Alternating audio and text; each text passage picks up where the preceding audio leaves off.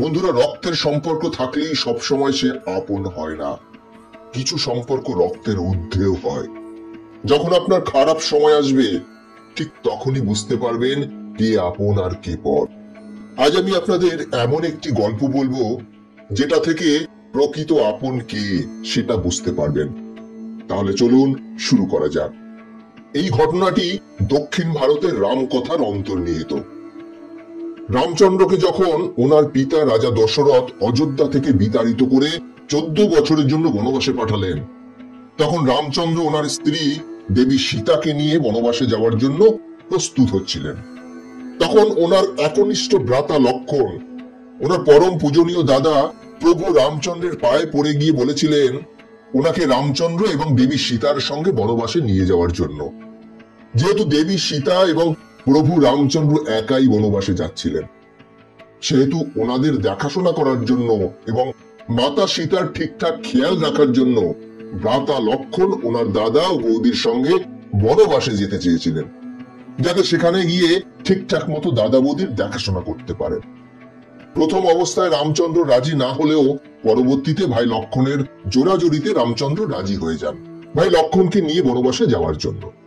এরপরে যথারীতি তিনজনে মিলে যখন প্রস্তুত হয়ে বনবাসের জন্য বেরিয়ে যাচ্ছিলেন, তখন লক্ষ্মণের স্ত্রী উর্মিলা দেবী ওনাদের সাথে বনবাসে যাওয়ার জন্য জোর করতে লাগলেন। প্রভু লক্ষ্মণ এবং উর্মিলা দেবীর মধ্যে অত্যাধিক প্রেম ভালোবাসা ছিল। ওনারা যেহেতু একে অপরের পরিপূরক ছিলেন, সেহেতু 14 বছরের জন্য স্বামীকে ছেড়ে থাকাটা উর্মিলা দেবীর পক্ষে খুবই কষ্টকর ছিল।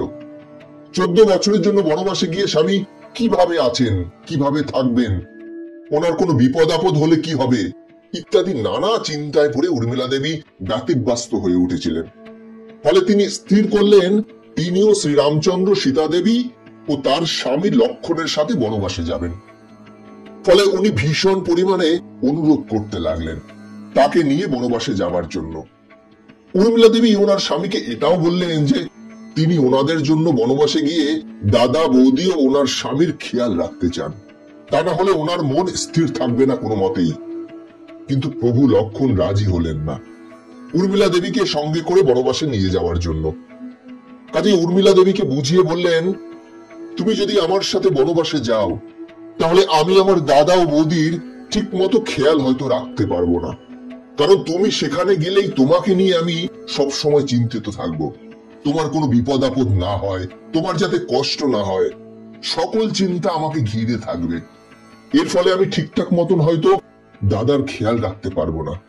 কাজেই আমি চাই তুমি আপনজনদের সাথে নিশ্চিন্তে এখানেই থাকো, তাহলে অন্তত তোমার চিন্তা আমাকে এতটা বিচলিত করতে পারবে না। এই কথা শোনার পরেও উর্মিলা দেবী জোর করতে লাগলেন বনবাসে নিয়ে যাওয়ার জন্য। এরপর লক্ষ্মণ অত্যন্ত অনুরোধের স্বরে বললেন, উর্মিলা, আমি তোমার কাছে অনুরোধ করছি, তুমি আমাকে একটু বোঝার চেষ্টা করো। আমি সেখানে যাচ্ছি আমার দাদা এবং বৌদির রক্ষক হয়ে। তুমি এখানে থাকলে আমি নিশ্চিন্ত হয়ে আমি আমার কর্তব্য পালন করতে পারবো, আমার দাদা ও বৌদির প্রতি খেয়াল রাখতে পারবো। প্রভু লক্ষ্মণের অনুরোধে এবং এত ভালো করে বোঝানোর পরে দেবী উর্মিলা বাধ্য হলেন অযোধ্যায় থেকে যাওয়ার জন্য, ওনার ইচ্ছা না থাকা সত্ত্বেও, শুধুমাত্র স্বামীর কথা রাখার জন্য। এরপর প্রভু রামচন্দ্র, মাতা সীতা ও লক্ষ্মণ মিলে বনবাসের উদ্দেশ্যে রওনা হয়ে গেলেন। কিন্তু বনবাসে যাওয়ার পরে রাত দিন এক করে দিয়ে নিজের দাদা এবং বৌদির খেয়াল রাখতে শুরু করলেন লক্ষ্মণ। সব সময় ওনাদেরকে আগলে রাখতেন তিনি। এরকমই একদিন রাত্রিবেলায় কুটিরে শুধু রামচন্দ্র এবং মাতা সীতা ঘুমোচ্ছিলেন। ঠিক সেই মুহূর্তে লক্ষ্মণ বাইরে দাঁড়িয়ে পাহারা দিচ্ছিলেন। তখনই হঠাৎ উনি দেখলেন ওনার সামনে নিদ্রার দেবী এসে প্রকট হয়েছেন। নিদ্রার দেবীকে দেখে প্রভু লক্ষ্মণ অত্যন্ত পরিমাণে ভয় পেয়ে গেলেন। এটা ভেবে যে কোনো ভাবেই হোক ওনাকে এখন ঘুমিয়ে পড়লে চলবে না, ওনাকে জেগে থেকে ওনার দাদা এবং বৌদির কর্তব্য পালন করতে হবে। কিন্তু নিদ্রার দেবী যখন এসেছেন, তখন তো তিনি এভাবে চলে যেতে পারবেন না, ওনাকে কারণ না কারোর উপর প্রকট হতেই হবে। লক্ষ্মণ কোনো মতেই চায় না বনবাসের এই 14টা বছর ঘুমোতে। কাজেই অত্যন্ত বিনয়ের স্বরে নিদ্রার দেবীকে বললেন, প্রণাম দেবী, আমি বনবাসের এই 14 বছর কোনোভাবেই ঘুমিয়ে পড়তে চাই না। আমি চাই এই 14টা বছর রাত দিন এক করে আমার পরম পূজনীয় দাদা রামচন্দ্র এবং মাতা সীতার সেবা করে যেতে, তাদের রক্ষা করতে। কোনোভাবে কি সম্ভব না ঘুমিয়ে 14 বছর কাটানো? তখন নিদ্রার দেবী বললেন, সম্ভব, কিন্তু তোমার এই নিদ্রা তো কারণ না কারণ উপর চাপাতেই হবে। তারপরেই এই 14 বছরের জন্য তুমি আমার কাছ থেকে রেহাই পেতে পারো। এ কথা শুনে প্রভু লক্ষণ কিছুক্ষণ ভাবনা চিন্তা করার পর নিজের 2 হাত জোড় করে নিদ্রার দেবীকে বললেন, দেবী, অযোধ্যায় আমার স্ত্রী উর্মিলা রয়েছে। ও আমার জন্য ভীষণ ভাবে ব্যাকুল হয়ে রয়েছে। আপনি দয়া করে এই 14 বছর আমার ওই নিদ্রা আমার স্ত্রীর কাছে সমর্পণ করুন। আপনি অযোধ্যায় গিয়ে উর্মিলার সঙ্গে কথা বলে নিন এবং ওকে জানাবেন আমি আপনাকে কথা বলে পাঠিয়েছি। আমি চাই আমার এই 14 বছরের নিদ্রাকে ও যেন নিজে নিয়ে নেয়। লক্ষণের কাছ থেকে এ কথা শুনে নিদ্রার দেবী ওখান থেকে অযোধ্যায় চলে গেলেন লক্ষণের স্ত্রী উর্মিলার কাছে।